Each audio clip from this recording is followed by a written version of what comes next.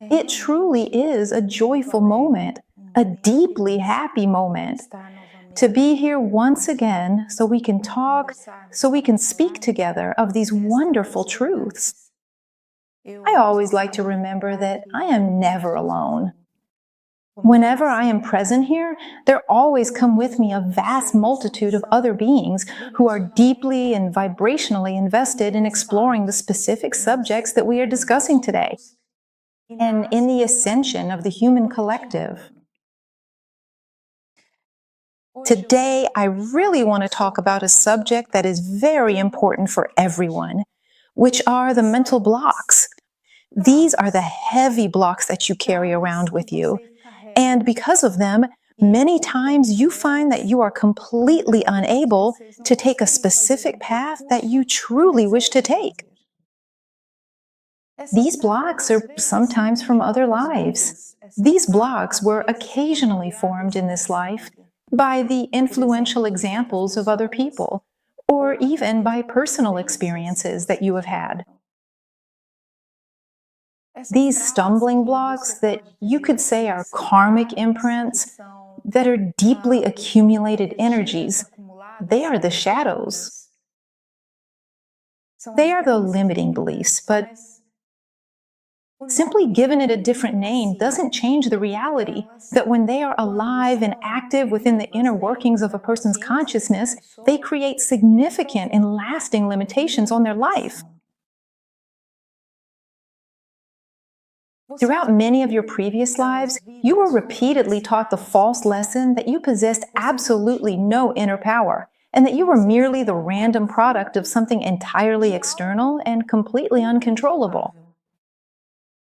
It was from that very moment that a sense of guilt was born, and the feeling of being a victim. From there was born the overwhelming certainty that you can do almost nothing at all in the face of a difficult situation in your daily life. When you finally begin to awaken to your true nature, you start to deeply understand that you possess a powerful and vibrant electromagnetic field. This unique electromagnetic field is intimately connected to every single thing that exists in our reality, reaching out to the supreme energy of the cosmos and to all of the other diverse beings that inhabit this vast universe. You must realize that you are never truly disconnected from something or someone, as you are part of a continuous living web of energy that binds us all together in harmony. On the contrary, you are always connected to everything. And this everything isn't just the things outside of you. This everything is also internal things. It's experiences you've already had. Something you lived yesterday doesn't disappear. It's integrated into your consciousness. If it's fully integrated and woven into high frequencies, it actively contributes to your evolution. You're ceasing to be the person you are now to become another. It comes and adds value. But if this particular experience is deeply connected and anchored in your field at a much lower vibrational frequency, it will also remain there and become a persistent blockage within your system. It is essentially a deep-seated pattern or a hidden memory, something that whenever you find yourself getting close to a specific life situation that happens to resonate with a very similar emotional frequency, it simply bubbles up to the surface of your mind and starts acting in a completely subconscious and automatic way without you even realizing it. You do it without even knowing why you do it. You do not believe without knowing why you do not believe. And you want or don't want without ever knowing the reason why. You can spend your entire time living your whole life this way, and there's absolutely no specific rule or prohibition against it. But if you are awakening, you are seeing that when you flow, you feel much better. When you follow the natural movement of the universe, you feel so much better.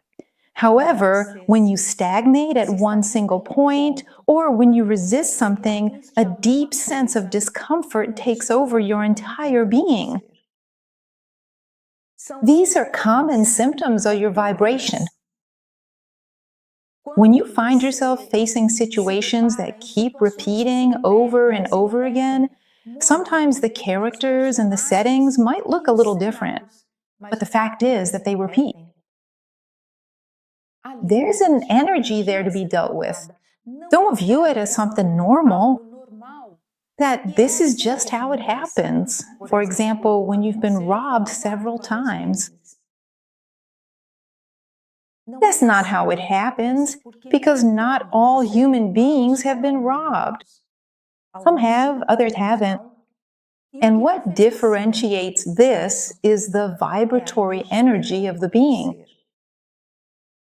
But when you view this as something normal, because that's how you were taught, that sometimes a being, a bad person, comes and robs that person who is good.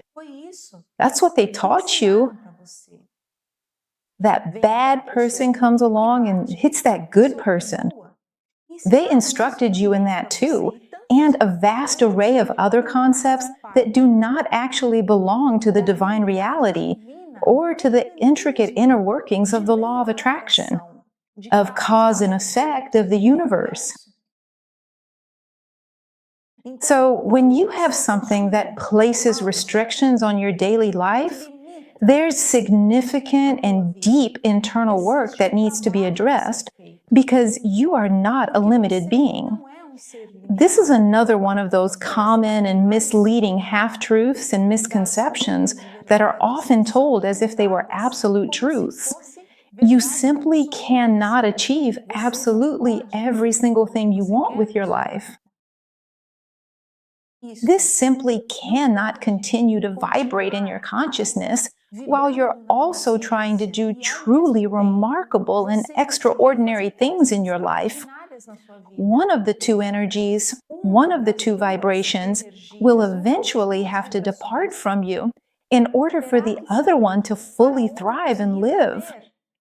You can choose to be a person who feels completely limited and restricted, constantly struggling through various difficult challenges and always creating situations like that. Or you can be that person who can reach any destination or goal they truly desire in a very fluid way, without experiencing such an overwhelming amount of stress. Ultimately, you decide exactly what you want to do with your own personal journey. You are a being capable of doing truly extraordinary things. However, in the vast majority of instances, when people reach a certain stage in their lives, a much more advanced age, they no longer have personal dreams, they no longer have clear goals, and they completely stop formulating new objectives for their future. They only live what they programmed a long time ago, repeating it as if it were a loop. I wake up early, I do all my daily chores, I eat my meals, I take a long shower, I go to sleep, and then the very next day I start doing the exact same thing all over again. At most, they plan some kind of outing or some kind of trip, but many don't even do that. They just say that life is incredibly hard. Life is often monotonous. Life isn't a grand adventure. And life is simply something called sacrifice. But life does not exist in exact pattern. Because if there were a perfectly predictable pattern in life, everyone would end up living their lives in exactly the same way. And that's not how it happens. Some people reaching this more advanced age for a human still have goals, still keep themselves moving. They still have a strong desire to pursue projects and various meaningful activities that provide them with a genuine opportunity to trust, to love, and to truly get involved with another person. They are open. As a direct result of this, they can openly receive energy, love, and powerful manifestations from the universe. because they are in motion, and the universe is motion. When you cease to desire any movement in your life, you're actively resisting the flow of the universe, which is a constant state of movement, transformation, and transcendence. So, this is the perspective on life for most people, unfortunately, who are still living on this planet. The fact of wanting to gradually stop. And the fact that she wants to bring things to a halt clearly demonstrates these blockages that have been with them for a very significant amount of time. Because when you're well, you naturally want to keep moving forward. But when you're sick emotionally and mentally, you want to stay quiet in one place and not move, not leave that spot. Life itself, it is a truly magnificent wonder. But beauty is only in the eyes of the beholder. To my eyes, it's something extraordinary. To someone else's eyes, I know it's not so much. They'll only see pain, suffering, and darkness. Because all it is what they have inside. You see your life according to the specific angle and the light you have available to you. Just as I have mentioned to you before, life itself truly has no predetermined shape. It is not something clearly defined, and it is not something permanently carved out a long time ago that you are only now living. Life is something that renews itself every moment. With every choice, every project, every new renewal you make in your life. This is life. Real life isn't just about the goals you achieve. Life is the specific journey and the way you strive to accomplish your goals. This is life. Sometimes people even reach their goals, but they arrive with pain, with wounds, enormous suffering, anxiety, and fear. But it doesn't have to be that way. It is quite possible that you have already learned that if you happen to suffer from this condition, the Lord will surely grant you what you want. If you cry, God will have compassion for your sincere tears and give you exactly what your heart desires. This is a distinctly human perspective of the magnificent and supreme energy of the entirety of the universe. When considering the energy of the entirety, there is nothing but alignment. If it's aligned, it will naturally find its way to you, regardless of the situation. No matter what circumstances may arise, it will come to you. If there's no alignment, you can try absolutely everything in your power, and it still won't come to you.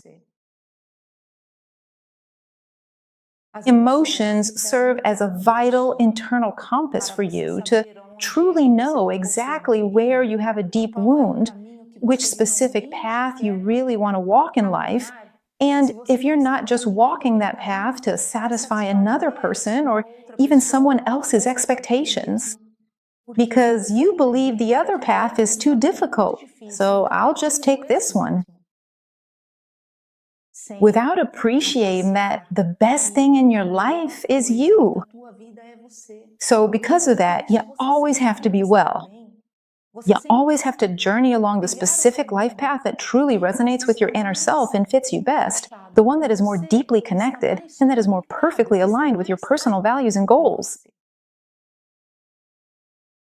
Observe your life. Observe how many times a day you say, I can't. Observe how many times you made a choice for someone else. I want this, but that person wants that, so never mind, I'll do what they want. How many times have you given up on a dream because you believe that since it didn't work for someone else, it wouldn't work for you? How many times have you stopped walking a path out of fear? because you'd never experienced it before and you didn't know what was coming. The simple act of observing your inner self is deeply connecting with your true sense of being. The more you constantly look toward the outside world to determine the choices you make, to decide upon the specific path you'll walk, the more these blocks take over you, because they are the filter through which you see the world. If you don't listen to your heart, if you don't listen to your emotions, those true ones, when you say, I want to take a trip, and then that block comes, that shadow, and says to you, but do you have the money for that? Automatically, you snap out of that dream and you say, no, I don't. And I don't think I ever will. Because you're looking outward, you're looking at the result. And a manifestation can't not be achieved in this way. For a manifestation, you must look only at your dream, only at your will. You want to transcend an old wound. For example, a karma you have with someone you live with. It's not by looking at the person that you'll resolve this karma. It's by taking a close look at yourself. When you look at the person, this mental block suddenly comes up and tells you, you'll never be able to connect or relate well with this person because they're like this, and they do that. Because you're looking outward, and that is its kingdom. The blocks reign supreme. They may watch over your gaze, but over your heart, they simply can't do that. So if you always ask yourself, what exactly do I want? At this point in this situation, what do I want? Do I want to keep fighting, or do I want to have peace? I want to have peace. And if I am at peace, everything is at peace.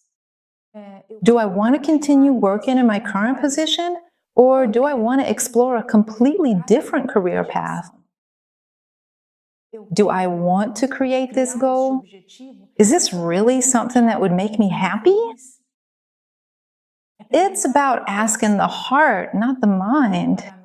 The mind will give you an answer full of periods and commas. The heart will give you an emotion. And despite having neither periods nor commas, it is extremely precise. Take care of yourself, observe yourself, heal yourself. Because you are your center. You are your strength. You are your light. And ultimately, no one else can truly take care of you for you. Only you can do that.